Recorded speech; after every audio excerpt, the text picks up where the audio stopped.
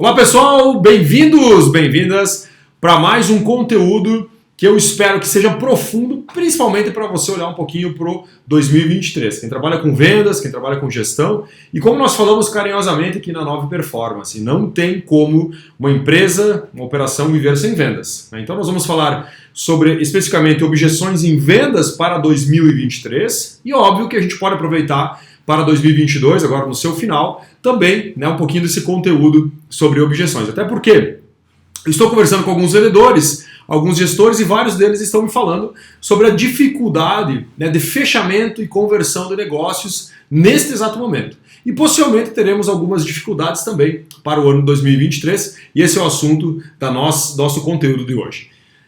Vamos começar aqui pela minha cola, então você tem que olhar para o lado esquerdo, que não se preocupe, que eu estou olhando para uma cola para a gente seguir um conteúdo que eu separei para falar sobre esse momento que nós estamos vivendo. Primeira coisa é o que a gente esperar para 2023. Nesse momento nós estamos tendo alguns travamentos, principalmente alusivo à confiança das pessoas. O que é a confiança, Alexandre? Se nós olharmos hoje para a economia, se nós olharmos para nós hoje como consumidor, como empreendedor, como profissional. É o que acontecerá no futuro. Então a confiança ela vem do futuro. Existe inclusive um índice de confiança do presente também, que é o que vai acontecer no curto prazo. Nós estamos aqui falando do médio e longo prazo. Eu quero falar com você principalmente do primeiro e segundo trimestre de 2023, que serão dois trimestres muito importantes para nós olharmos com carinho. Se nós olharmos para os primeiros dois trimestres, possivelmente nós teremos um pouco de travamento econômico, alusivo a várias questões, tanto internas aqui do Brasil, quanto também externas. Por isso que é muito importante mesmo a gente estudar, buscar informações que consigam validar essa tese no nosso negócio. Porque o que acontece normalmente? Algumas empresas, alguns profissionais, eles pegam notícias macro do mercado e eles acabam levando para o seu negócio. Mas não é bem assim que funciona. É muito importante nós entendermos que o mercado ele funciona de várias formas. Uma delas é o quê? É o sentido macro. Quando, por exemplo, você ouve uma reportagem, por exemplo, numa grande mídia, falando assim, a inflação no Brasil X. Ou seja, o Brasil é um país gigante, que tem várias operações de vários segmentos. E nem sempre a inflação ela vai atingir todos os segmentos. Muitas vezes a inflação ela pode potencializar ou pode prejudicar alguns setores. Por isso que é muito importante você estudar de forma um pouco mais micro o que impacta hoje o seu negócio, beleza?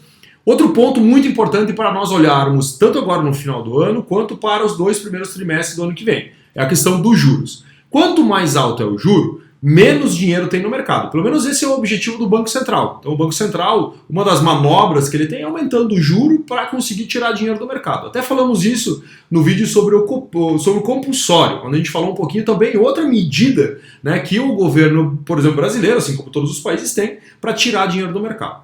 Então quando ele aumenta o juro, por exemplo, sai de 2% para ir para 13,75%, 14%, ele está fazendo o quê? Deixando o dinheiro, a aquisição do dinheiro mais cara, para que as pessoas realmente tirem menos dinheiro do empréstimo, por exemplo, e comprem menos coisas, fazendo com que a inflação diminua. Então o que nós estamos discutindo aqui é sobre a inflação. Então quanto maior a inflação, mais dinheiro o Banco Central, por exemplo, tem que tirar do mercado. Isso é uma coisa que nós temos que acompanhar. Todos nós temos que acompanhar de alguma forma como vai funcionar o juro. Só para você entender, nós temos algumas reuniões onde o Banco Central, que chama a ata do Copom, que o Banco Central ele faz para tentar entender se ele vai aumentar ou vai diminuir o juro. E como é que ele faz esse cálculo? Muito olhando para alguns indicadores. E o principal deles é a inflação.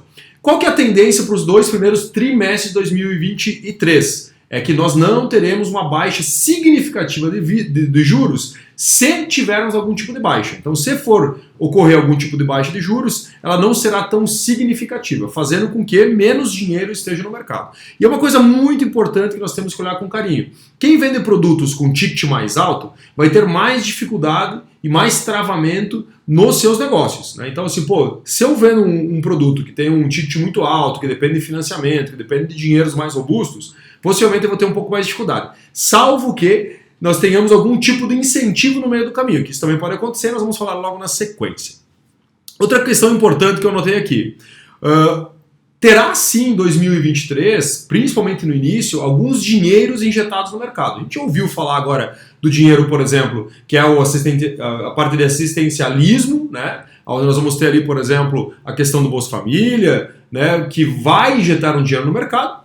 não injeta somente para aquela classe social, não vai injetar somente para aquelas pessoas que o recebem, ela injeta como um todo. Ou seja, quando entra, por exemplo, 200 bilhões, né, durante um ano dentro da economia, ele não entra somente para aquelas pessoas elas vão consumir e automaticamente vai potencializar alguns negócios. E aí uma coisa muito importante que a gente tem que fazer é entender o fluxo do dinheiro. Como que o dinheiro, aquele dinheiro, seja esse, seja outro dinheiro, ele age no mercado, né?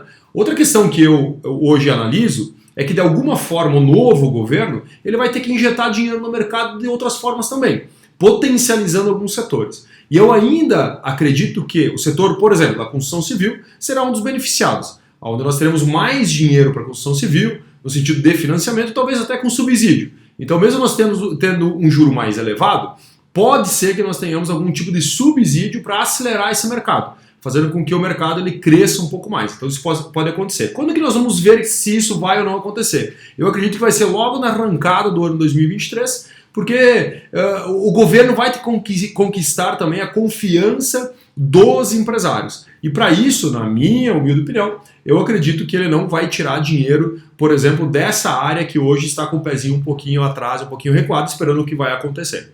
Porque sempre que as pessoas esperam acontecer, o que acaba acontecendo? A economia realmente freia. Então, se eu espero acontecer, a outra pessoa espera, meu vizinho espera, o meu colega espera, todo mundo espera acontecer, a economia acaba desidratando.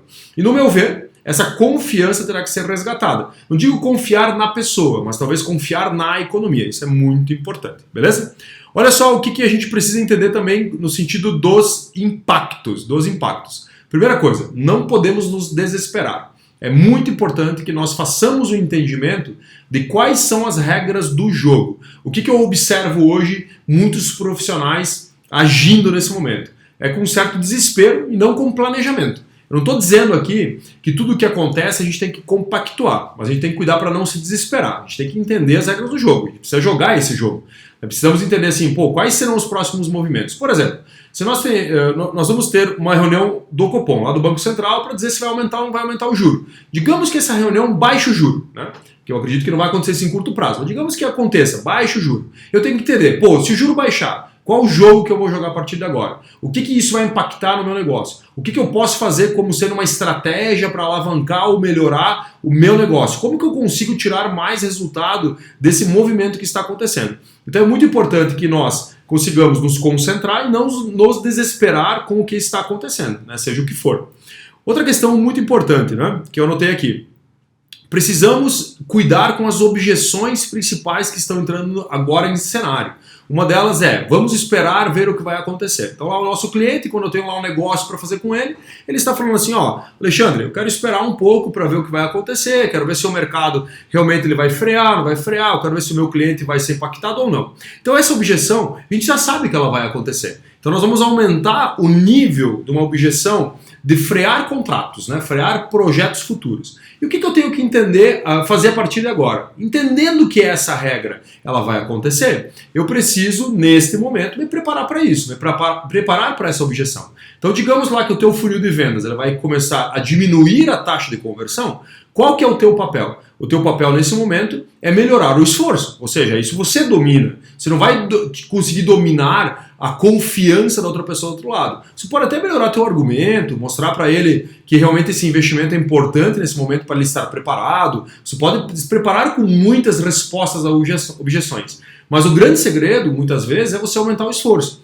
Porque aí você domina o esforço aumentado. Você vai ter menos taxa de conversão, mas talvez com um esforço maior você vai conseguir segurar o faturamento em níveis, por exemplo, que você tinha anteriormente. Isso é muito importante. O que eu observo? Muitas empresas estão com o mesmo esforço, né, e esperando resultados iguais, que possivelmente não virão. Então é muito importante você entender que você precisa aumentar o esforço a partir do momento que você tem algum tipo de dificuldade. Falei muito sobre isso na pandemia, para muitas empresas. Falei assim, cara, se nós não estamos conseguindo nesse momento chegar a níveis de faturamento que nós estávamos anteriormente, e precisa olhar a primeira coisa que eu domino, que é a questão do esforço, ou seja, preciso prospectar mais, ligar mais, buscar mais clientes e assim por diante, beleza?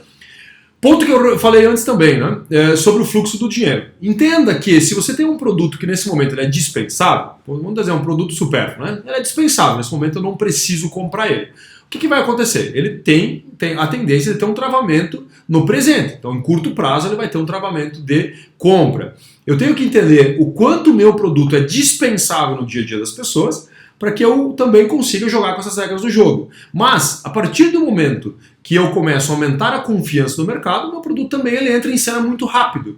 E é muito importante nós olharmos com carinho para isso. E outra coisa é a gente entender o que nós realmente entregamos. Vamos pegar um exemplo aqui do setor de turismo. No setor de turismo, muitas vezes a gente pode olhar para o setor de turismo e falar assim, mas é supérfluo. Nem sempre. Porque se a pessoa, por exemplo, está lá trabalhando no 12, está com uma pressão violenta ali no trabalho, realmente ela está, quase entrando em níveis assim de cara, tem que parar tudo porque senão eu vou ficar maluco, né? Nesse momento, talvez umas férias para a pessoa não é mais supérfluo, é necessário. Então você tem que entender muito que a tomada de decisão do que é crucial, o que não é crucial para a vida não é sua, né, como vendedor, e sim do teu cliente que compra. Por isso que é muito importante a gente fazer um entendimento do comportamento do nosso consumidor. Que eu vejo que hoje muitas empresas elas estão fazendo planejamento estratégico, elas estão tomando decisões para 2023 sem entender realmente como o seu cliente do outro lado está confiante, como ele está se comportando. Então é muito importante que nós façamos esse entendimento. Fala assim, a minha tomada de decisão não é a tomada de decisão do meu cliente. E aí quando você entende isso, você começa a agir, né, desde a comunicação, da maneira de vender, que produtos vender, de uma forma muito mais saudável. Porque quem compra o seu produto não é você, quem compra o seu produto é seu cliente. Então é muito importante você ter esse entendimento.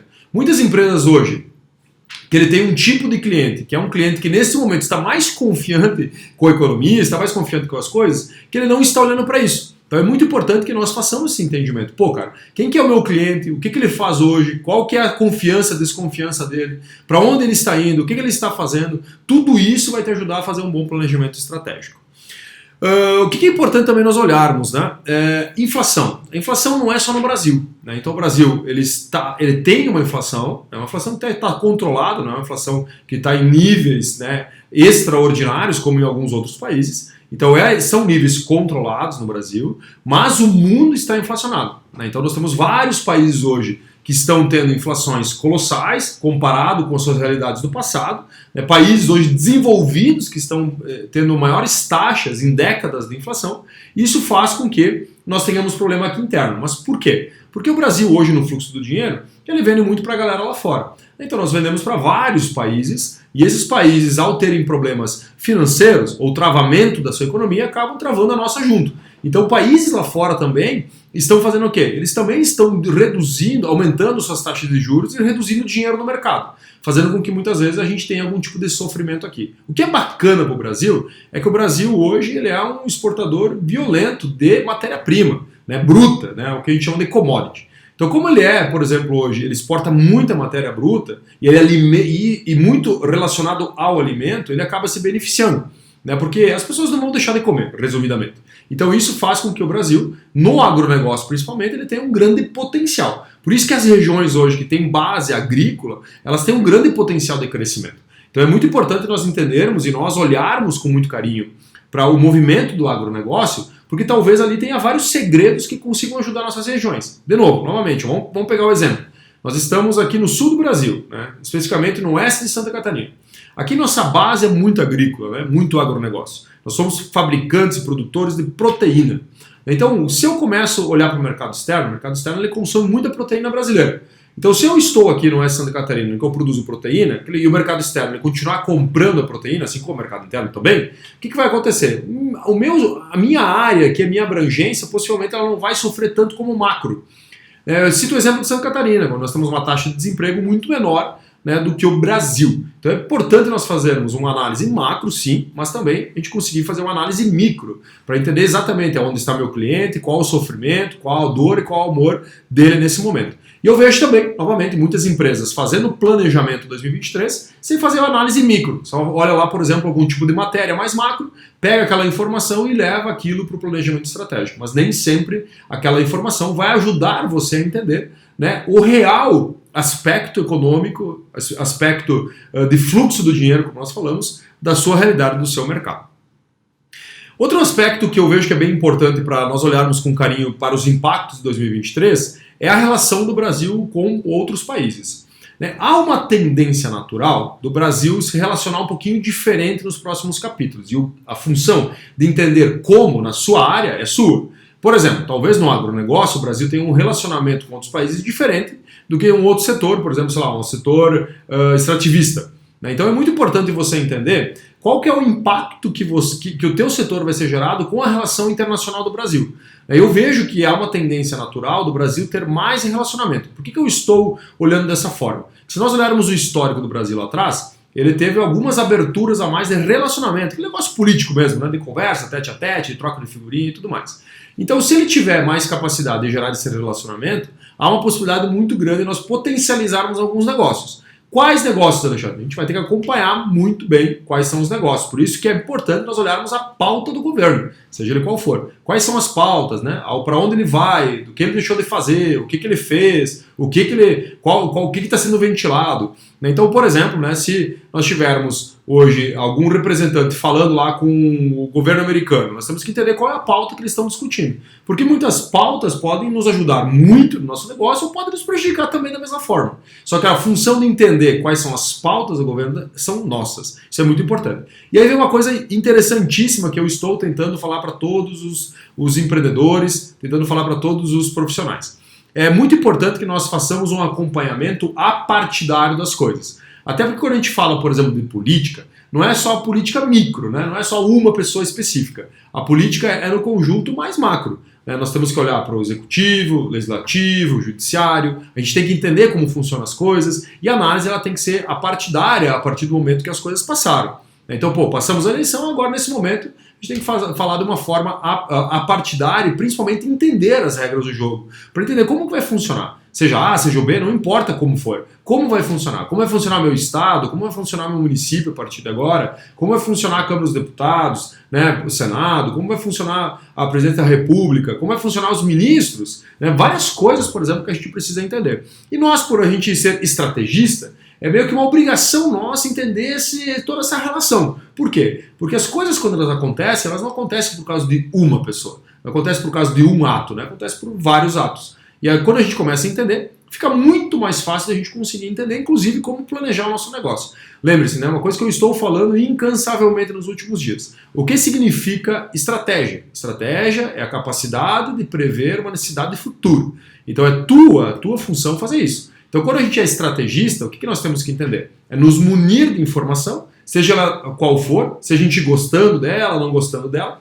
a gente reunir toda a informação no jogo, na mesa, entender qual é a regra do jogo e jogar o jogo a partir de então. Então é muito importante que nós façamos esse entendimento. Se nós somos estrategistas, seja de venda, de marketing, do que for, nós precisamos construir, né, o nosso futuro no sentido de ações em cima de estratégias e essas precisam ser solidificadas em cima de informações reais.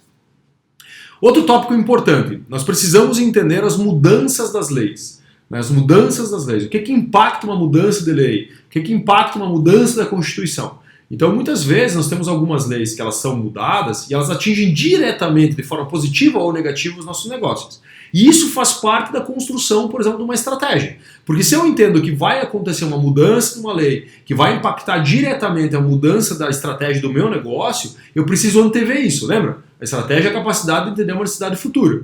Então, se tiver mudança da regra do jogo, eu preciso entender isso. Vamos pegar um exemplo bem simples. A União Europeia proíbe a fabricação de carro a combustão a partir de 2035.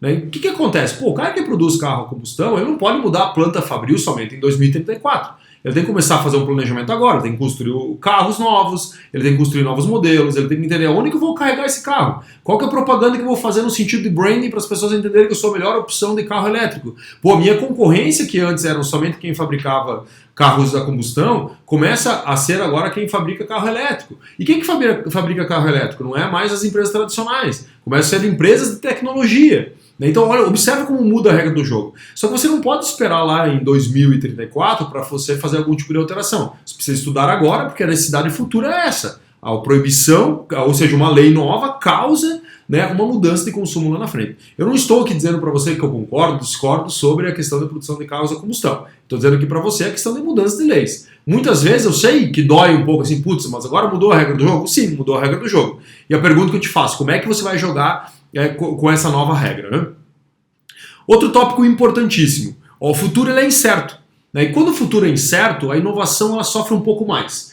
Por que o futuro é incerto? Vamos pegar o exemplo das Big Techs, né? As grandes empresas de tecnologia. Você observa que nesse momento que nós estamos vivendo, né, nós estamos chegando no final agora de 2023, você observa que muitas Big Techs elas estão sofrendo mais, inclusive elas estão demitindo muitas pessoas. Por quê? Geralmente essas empresas, que elas têm muita inovação, elas crescem muito rápido, elas fazem um investimento futuro projetado. Então eles trazem equipe, trazem pessoas, né, investem nelas para que elas estejam ali, né, antes do cliente. Só que quando o cliente ele é incerto, né, ou seja, o futuro é incerto, o que elas fazem? Elas tiram aquelas pessoas que, em teoria, parte do pressuposto, que elas são dispensáveis para um futuro que talvez não tenha mais clientes. Então é muito importante nós olharmos para o mercado e quando a gente vê empresas inovadoras, elas sofrendo um pouco mais, a gente pode ter uma certeza que a gente vai ter uma freada né, da economia. Né? E quando a gente olha as Big Techs, a economia não é só aqui no Brasil. Né?